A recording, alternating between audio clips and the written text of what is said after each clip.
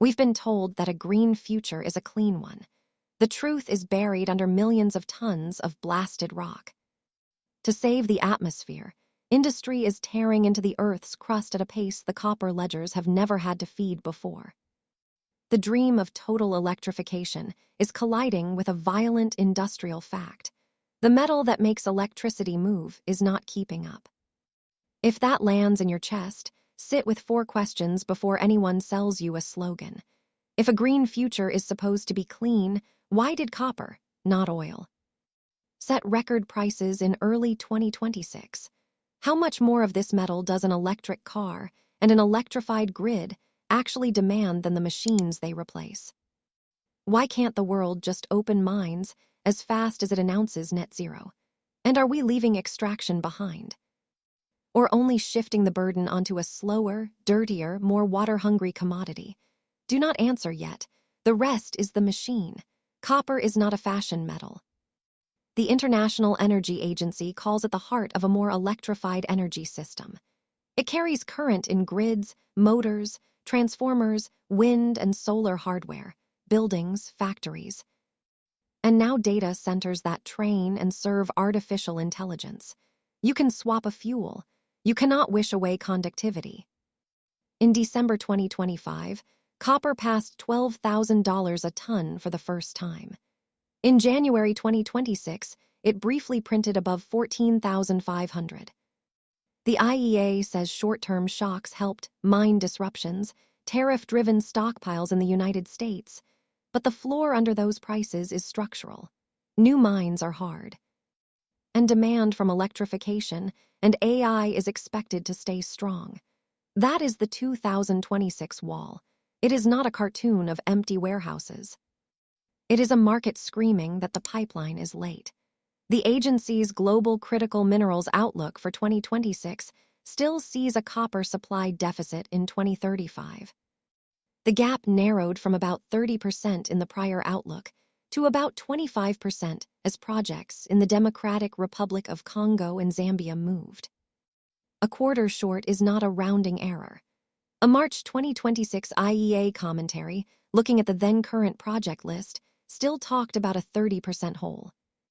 Either number is a physical argument, not a vibe. Fatih Birol, a year earlier, told The Guardian it was time to sound the alarm. He said a crunch is not fate if governments move. New projects, recycling, some substitution with aluminum. He also said the average mine takes about 17 years from discovery to metal. The International Energy Forum's Copper NDV study uses a longer figure, on the order of 23 years. Schneider Electric's mining lead, writing in International Mining in August 2026, put new mines at 15 to 20 years. The range is ugly either way. A climate pledge is a press cycle. A pit is a generation. Now look at the sleek object. An electric vehicle is sold as a quiet appliance. The copper inside it is not quiet. The IEF report puts a battery electric car at about 60 kilograms of copper against about 24 kilograms in a conventional combustion car and about 29 in a hybrid. That is more than a doubling versus the old sedan, before you count the charger in the wall and the wires in the street.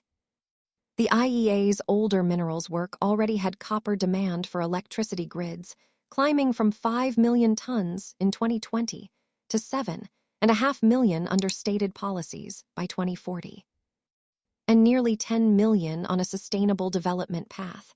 The car is the billboard. The grid is the warehouse. You may have seen a different number online.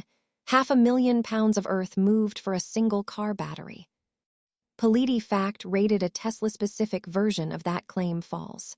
A lot of lithium does not even come from a hauled truck. It comes from brine. Hard rock lithium ore is not 0.1% metal.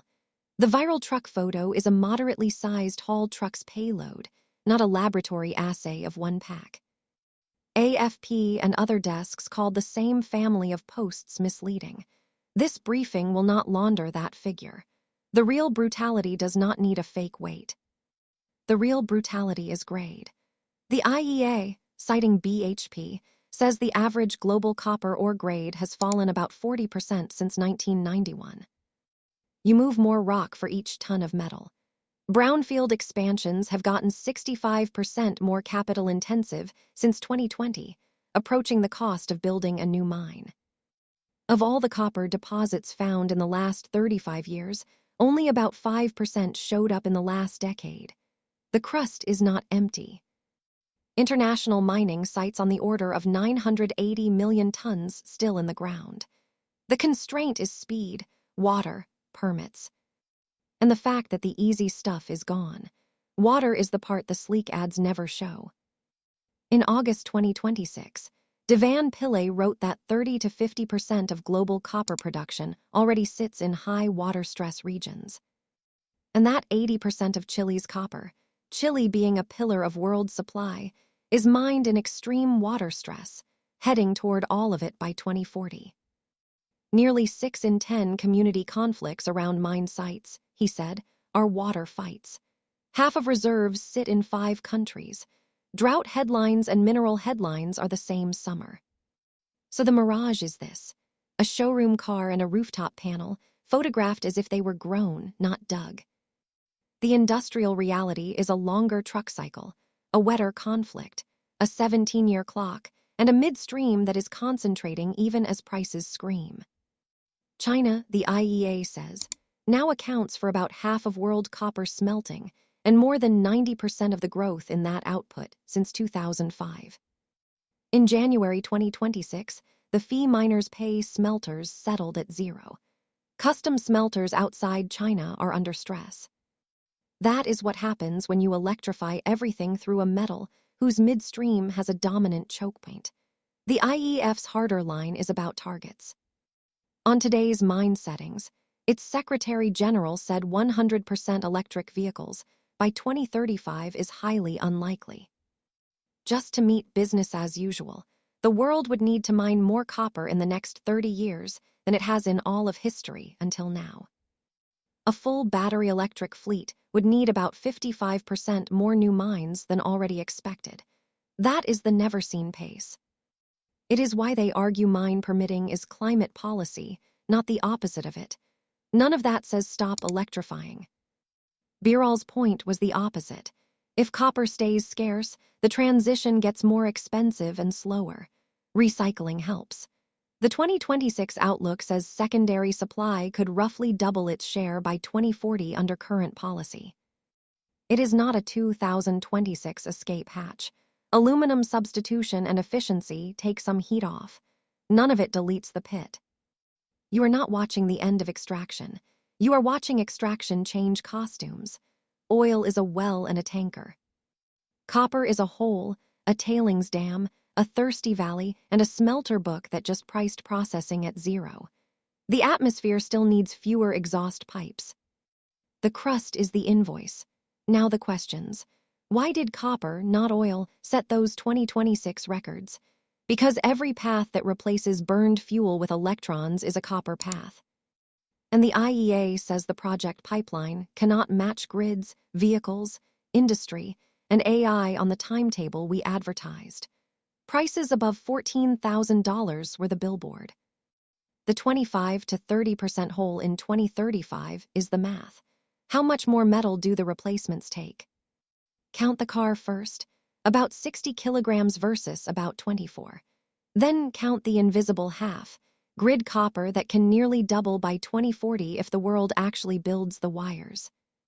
Do not count the viral 500,000 pounds. Count the 40% grade collapse, the extra rock, the extra water. Why not just open mines?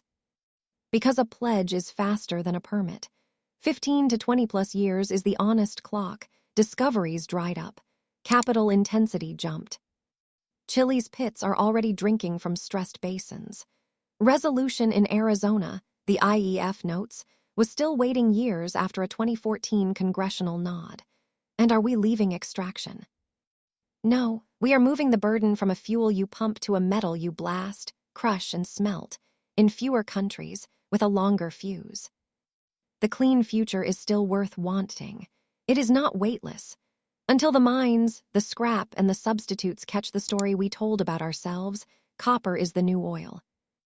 Not because it burns, but because everything we promised now runs through it.